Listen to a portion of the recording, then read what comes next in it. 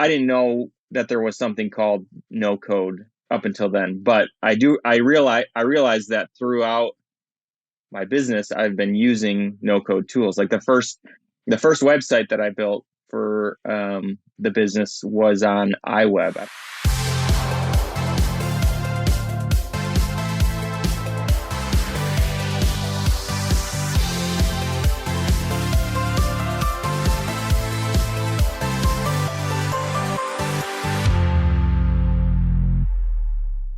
Hey guys, welcome to another episode of the LowCode Podcast. Today we have James Eldersfeld. He's a good friend from Twitter. He actually is not a client of LowCode, but he knows about no-code and low-code technologies, and he uses them in his business. So I wanted to invite him today because it's interesting to see how other small and medium businesses, like probably yours, are using or leveraging these technologies to make their business run better and faster, maybe save money or save time. So, James, thanks for joining us today. Thanks for having me. Appreciate it. So tell us a little bit more about you and then what you do, what your business does. Yeah, so I live in Grand Rapids, Michigan. I have one daughter that is 2.5 years old, and her name is Francine, and my wife is Mandy, and we have a little boy coming in a couple weeks. Oh, I didn't know that. Congratulations. Yes. Yeah, thank you. So busy time of year with the holidays and baby coming and everything. So it's going to be great. Yeah.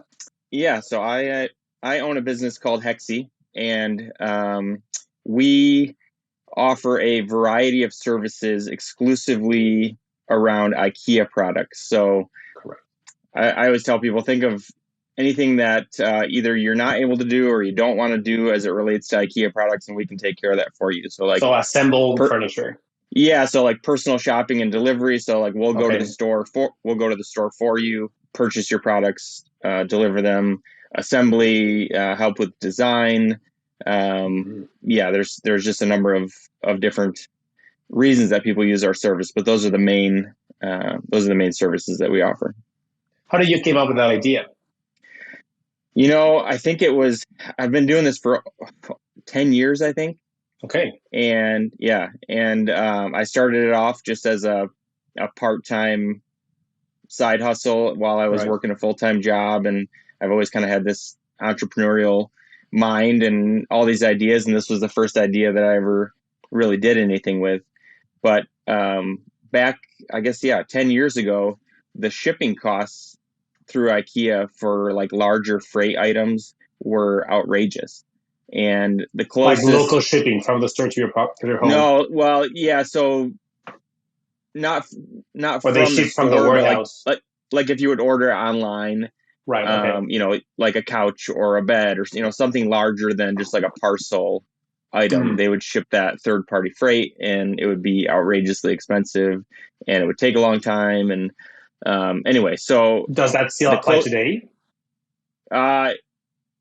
I think that they have their logistical challenges still today. They've come down a lot in price because I think they are really forced to come down in price because of the Amazons of the world, offering free 2-day shipping on so many things. And that's just kind of the game these days. But it's very difficult to offer, to really offer shipping at a low price because their shipping is not cheap, right? Amazon, especially IKEA, which is heavy and bulky. Sure, and like people are used to getting this free 2-day shipping, but they don't realize that there is a real cost of shipping, and Amazon's eating that cost, or you're paying for it in other ways. So, anyway, all that to say, the closest IKEA to where I live in Grand Rapids is near Detroit, so it's 2 hours away. So that was another factor of, okay, you don't want to pay the high cost of shipping, but it's also a couple hours to get to the store. It's going to take a whole day to get there, whatever. And then the assembly portion. So I thought, well, if I can aggregate orders, then I should be able to bring the cost down. And I really was, that's all I thought of. Can I offer it at a lower cost and still make money doing it? So that's kind of how it started. And I didn't think assembly would be a big portion of of the business, of the revenue. But I realized that really is a large portion. It's growing because so a lot of that's people want the to go. biggest pain point of customers assembling their furniture. Assembling, yeah, I think it probably is. I think as things get better, maybe with shipping or being able to get it in other ways, it's always going to have to be assembled, right? Correct. So I'm focusing a little bit more effort on that. Just knowing that that's quite a large market. Interesting. So your clients are families and homeowners that are buying furniture for their house. Yeah, like B2C, 100% B2C. No. Definitely, we do businesses as well because there's a lot of businesses that use IKEA office furniture for their offices. So whether they're a startup and they're just moving into their first office, or they just want a refresh of the offices that they have, that's another interesting. Okay, great customers are business customers, especially startups that are growing quickly, and they start out using a specific combination of a desk and a file drawer or something from IKEA, and they want to keep that the same across all their employees. And as they grow, they continue. So I've got a number of good clients that continue to use our service for that reason. Yeah, cool. That's very cool. How do you get clients? Yeah, up until now, it's mostly been word of mouth. I've done some Facebook advertising here and there, but did it work? I would say it worked to kind of get my Facebook page off the ground. I think I have somewhere around 3,000 people on the Facebook page, and I'm not terribly active on there, but this type of business really spreads well with word of mouth because you do a good job with one person. I don't know. I find that IKEA seems to come up in conversation every so often, right. No matter who you're talking, they're moving. Oh, I got to go to IKEA. I got to get this. I got to get this for the house or the apartment or the office. And then, it just has kind of spread through word of mouth, and I've never had a problem staying as busy as I want to. Really? Yeah. Do you have a team? Do you do everything yourself? I've hired people as needed for like larger assembly jobs that had a specific timeline that things had to get done. But so far, I've been able to do way more than I ever thought that I would be able to do by myself. And that's something that we can talk a little bit about too, is using some of these no-code tools has helped me do that, right? Because there's two sides of this business. There's the physical side of fulfilling these orders that people have, so getting their products, delivering them, logistical side. But then there's also the invoicing and bookkeeping and managing, kind of that side of the operation. And I think over the years, I've utilized a number of different tools and had a number of different processes that have helped me, keep on doing it just on my own. And streamline your operations. Yeah. And when we talk about like sweaty businesses, people think it's all about hiring people, like coming up with an idea, getting clients, and then hiring people to fulfill the service, right? But they don't think, or at least on Twitter, that there's a lot of talk about these sweaty businesses. People don't talk about this other part, like invoicing and getting paid and keeping your booking up to date. So there's so many things that you still have to do. And if you don't do them right, or if you don't do them, at the end you'll have a massive pile, not of paperwork anymore, but of things to do that will consume time, and then you stop selling or doing jobs. Correct. Yeah, it's there's a lot. I mean, customer communication, emails back and forth, and that's some of those things you can use some some automation there, and those things have really helped to save me time and be able to manage more on my own, right? So, How did but you come up with these tools? I mean, did you find like no-code and low-code tools and then jumped in and figured out how to use them? Or do you come up no, with the tool first and then later on you say like, oh, this is called no-code or low-code, and then I can. sure, yeah, that's a Okay. great question. So, um, I guess I'll go to a brief, history of how I found out about no code, and Okay. Yeah. yeah. So, in January of 2020, I listened to the My First Million podcast for the first time, and the first episode I listened to was them talking to Vlad from Webflow. Okay. And talking about this no code movement, or no code tools, different things, talking about Webflow. So I researched Webflow, and I started to kind of, that light bulb kind of went on of like, oh, what is this no code? Like, I'm an idea guy, I'm an entrepreneur, like I've never been able to build all these things that I think of, because of the fact that it costs a lot I don't have technical knowledge how to build these things. It costs a lot. It takes a lot of time.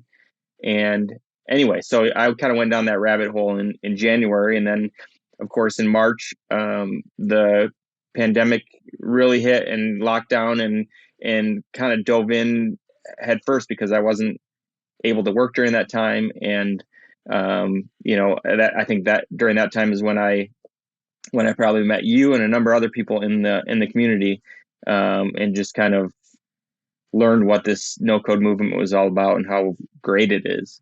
But yeah, so I didn't know that there was something called no code up until then. Okay. But Okay. I realized that throughout my business, I've been using no code tools. Like the first website that I built for the business was on iWeb. I don't know if you remember iWeb, but iWeb was a program that came with every Mac computer. So it was a Mac program that you could build websites, kind of like drag and drop. It had widgets, it had whatever, and it was great for what I needed it for. I didn't have to spend any money on building it, and it allowed me to launch my business. And anyway, so then after that, it was WordPress, and that after that, using Google Sheets. People can argue whether or not Google Sheets is a no-code tool or not, but yeah, Google Sheets, Typeform. And then, now I'm using Airtable quite a bit. And working on building a glide app or a couple different glide apps for some specific applications within the business. So cool. Yeah, and I really think that entrepreneurs have been using no-code tools of sorts for a long time. If you are if you're a bootstrapped entrepreneur, that's what you always look for, is the fastest, lowest cost, easiest way to get a product or a service to market. And it just so happens that now it's been given a name of no code. There's been a lot of these tools out there for a long time, and I think it's great. It's great that there's a name has been given to it, and that there's a movement and a community around it, and there's so many great tools and new tools coming out all the time, and I think it's wonderful. But I mean, you've been using these tools that now have a name, no code. So yes, and there's so many things that you can start automating or linking between each other, right? So maybe you have a database that's flying somewhere, and then you have I don't know, a CRM, or you have your invoicing system, and they're all spread around in different tools or different softwares. And then no code regarding or related to automation, like Zapier, Integromat, these kind of tools allow you to connect the different softwares that you use in your business to automate things, right? Bring data from somewhere to somewhere else. And something that comes up with founders that don't know about these automation tools for low code and no code is it's hard for them to think, how can they use automation tools in their business? So if you were talking to someone that doesn't know or is not involved in these kind of things, what would you suggest for them to try. Like try this, and then you'll fully understand what no code allows you to do, and then you'll go down the rabbit hole and learn more and use all these tools, which would be the entry point for like no code for small businesses. Yeah, I think Zapier would be a really good one, just because of the fact that there are so many. It's pretty simple to use. There's so many different integrations, and there's a good chance that some of the tools that they are using already correct are able to be integrated, right? So like if you go in there and it's pretty good being able to search, okay, I'm using Google Sheets, or I'm using QuickBooks and Google Sheets. Yeah, exactly. How can I, what are the different integrations that I can do? And you kind of flip through those things, and at some point a light bulb is going to go off and say, oh, I can set, like, when this happens, I can send something here automatically instead of having to go to QuickBooks and see like, okay, I got this payment, or this was my revenue for this month, and now I got to go enter it in the Google Sheets. And which was your light bulb moment? My light bulb moment, I think, was when after listening to that podcast, when I kind of dove into what all these things were, and how you could build things that are really quite powerful in a short period of time. And I think the one that I was most impressed with early on was Glide apps. Okay. Did you build something in Glide when you found it? The first thing that I built in Glide was I think we talked about this, but it was during the pandemic, and it was like a local app for restaurants, to be able to tell what their capabilities were during the pandemic, because nobody knew what restaurants were open, what their hours were, if you could go in the restaurant and pick up the food, if you had to get curbside pickup, if it was delivery only. So I just created a simple app. And I think I remember it being picked up by the local news or something. Yeah, there was a local small business organization that really liked the idea, and they wanted to sponsor it, and they did that for a couple months, and we worked together on that. So that was fun. But yeah, that was the first thing. I thought, okay, why don't I try to build something that might be useful right now for somebody? And how long did it take for you to build that?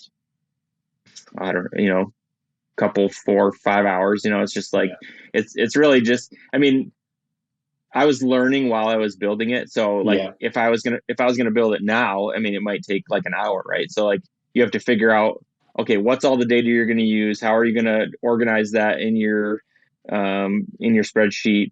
And then how are you going to visually manipulate that within the Glide app? And of course, Glide apps has gotten 100 times better even since a year ago. They're amazing. Yeah. What are you excited about no-code and low-code tools related to, or being a business owner? Where do you see the future of these tools?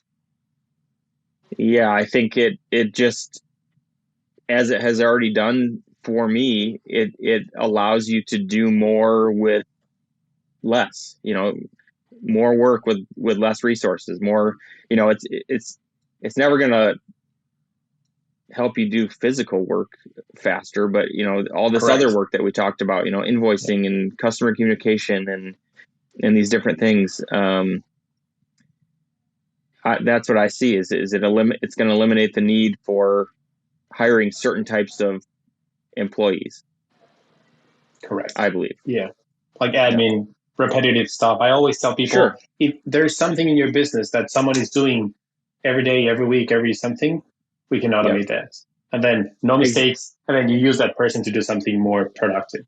Exactly. Yeah. Yeah. It's not about, I mean, you want to, the goal is, I think, if you want to grow your business, to hire people and be able to do that. But you also need to be as efficient as possible. You could eliminate all the waste and wasted time and resources. And I think no code is fantastic for that.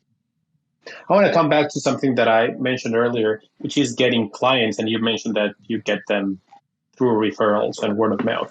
Something that our clients sometimes struggle with. So we build them an app, and then it's about getting users into their app or into their business in general, right? Maybe their business needs an app, maybe their whole business is the app, different use cases. However, that is a very recurring topic with founders. Like, now I have my app, I have my vision come true.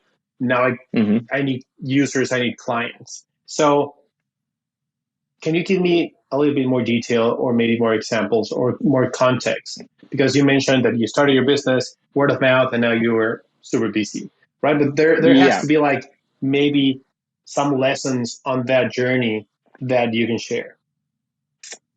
Yeah, I think it may be a little bit tough to do that because I think that what you're talking about is are probably more like software focused products. Not necessarily, because maybe the business is physical, maybe the business is like yours, and then on top of that business, on that service-based business, there's an app, right? So it's not about getting users into the app, it's getting clients. How do small business owners get their first clients? Yeah, I mean, for me, it was well, I entered a local like pitch competition, and I didn't win that, but it gave me some exposure for the idea, and some people got to know that this was happening. And my first customers were some family and friends, and then shortly after that, it was friends of family and friends, and after that, it was people that I have no idea how they heard about it. But I think really just talking to your customers and listening to your customers that you get is very important, right? Like, still to this day, almost every customer that I get to interact with face to face, I ask them, how did you hear about our service?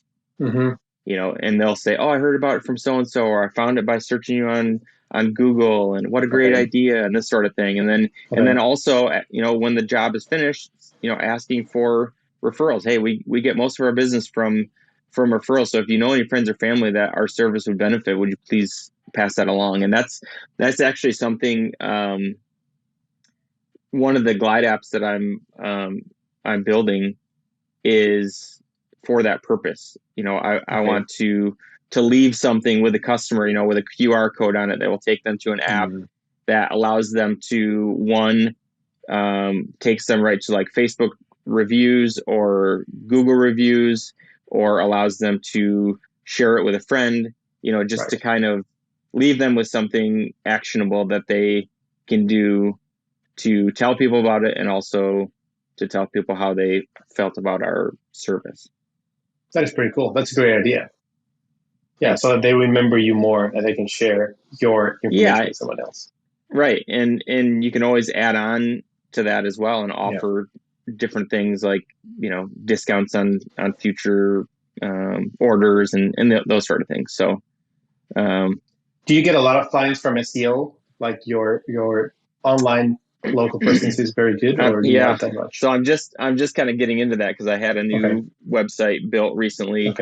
And the people that built it, they're focused on SEO. I don't understand a lot about how that stuff works. I know it's very important, and it helps you get found a lot easier. And so I'm kind of in this mode of like, I'm almost maxed out with what I am able to accomplish on my own as far as like the business, and it's really the time to decide, okay, do I want to just keep this as a nice business that I can run myself, or and operate myself, or do I really want to try to grow it, expand scale areas, and go that route? And I would like to grow it. I think there's definitely demand to do it, and that was kind of the first step, is just having that new site built and trying to get some more traffic and that sort of thing. But what's the link to the website? The link is hirelow HIRE Hexi, HEXI.com. Cool. Why Hexi? Why that name? Yeah. So as you know, like pretty much every IKEA product, you need the little hex wrench to assemble it. You're twisting it. Yeah. So that's kind of where that came from, and just kind of a clever play unique on that. Yeah. That's great. Cool. Yeah. James, thanks very much for joining us today. Thanks for having me. This was looking forward to see how SEO works for you, and continue growing your business with these no-code tools. Thanks, Jesus. All right, man. Thanks. Have a good one.